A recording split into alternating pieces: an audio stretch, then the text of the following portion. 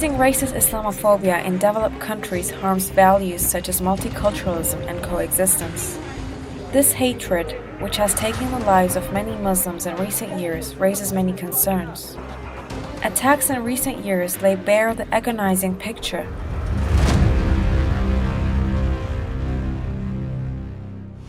Racist ideology in the Western world has escalated dangerously in recent years. The Global Terror Index, published in November 2019, points to racist terror incidents targeting foreigners in the West, saying in the last 5 years they have risen 320%. Muslims in particular are targeted by rising racist Islamophobia.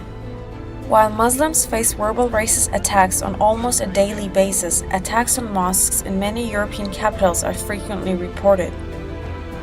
This Islamophobic insanity, which has led to attacks claiming the lives of large numbers of people in recent years, often shows its horrifying face.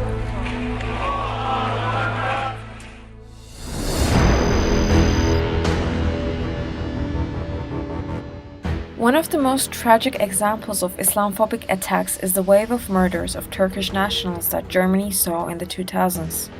The neo-Nazi far-right National Socialist Underground organization embarked on a campaign of murders.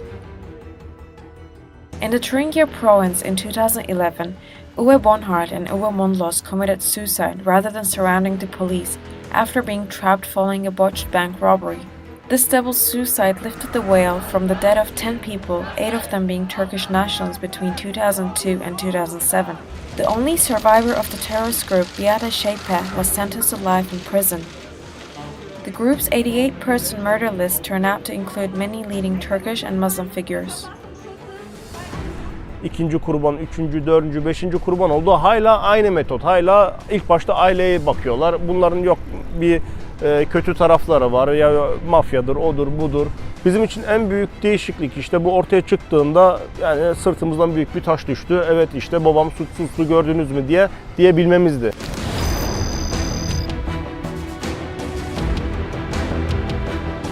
Terrorist Anders Behring Breivik killed 8 people after setting off a bomb near the government buildings in the capital Oslo, then went on to murder 69 people in a summer camp on the island of Utøya.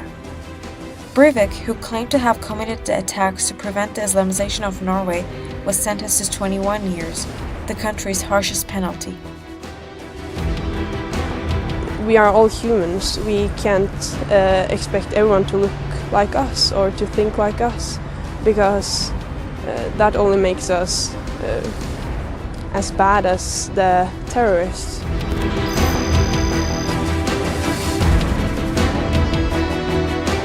Besides Germany and Norway, Sweden, Italy, France and Britain have seen numerous smaller yet deadly attacks. The most recent of them is the 2017 Finsbury Park attack. In London's Finsbury Park neighbourhood, a terrorist named Darren Osborne drove a van into a group of Muslims who had just finished prayers. 1 person died in the attack and 10 were injured. The attacker was sentenced to life in prison. It was particularly hard for us to have to sit in court and listen to Darren Osborne deny he had done anything wrong. He was such a peaceful and simple man.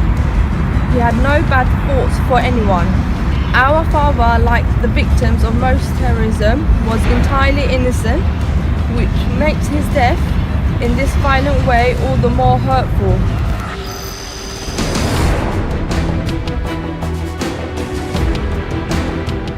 In an attack on the Islamic Culture Center in Quebec, 6 people were killed and 8 injured. Alexander Bizonet, the far-right terrorist behind the attack, was sentenced to 40 years in prison. Prior to the attack, a package with bloody pig's head was left at the entrance of the center with a message saying Bon Appetit. There is one victim. None of us want to talk about him. His name is Alexander Bizonet. Day after day, week after week, month after month, certain politicians, unfortunately, certain reporters, unfortunately, certain media were poisoning our atmosphere. This guy was poisoned. But we want Alexander to be the last one who will have some criminal act like that. We want to stop it.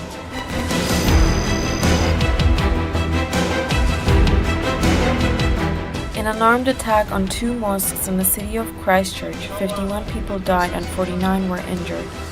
The New Zealand attack is the latest deadly link in this chain of Islamophobic attacks.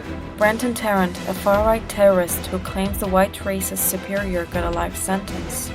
In court, those injured in the attack and the relatives of the martyrs confronted the terrorist and gave him a lesson in humanity.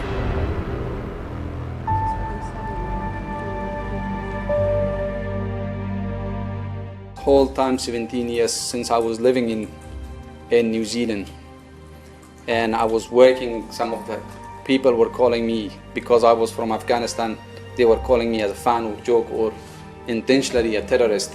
But you took that name from me. Today you are called terrorist, and you proved that to the world that I was not, and us as a Muslim were not terrorists. I say to the people of New Zealand that terrorists do not have religion, race and color. Any color, any race, in any face could be a terrorist. You are the loser and we are the winners.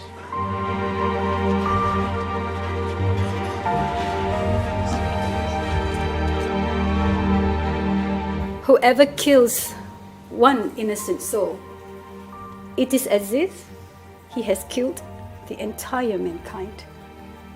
And you killed 51.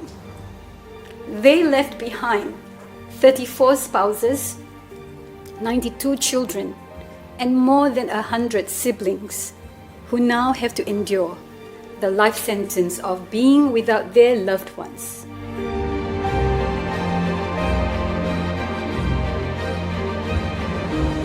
This man is not one of us, but that didn't stop him from slaughtering us. He had no issue with Linda Armstrong. He didn't even know her. Instead, filled with his own racist agenda, this coward hid behind his big, powerful guns and shot little old Linda from afar.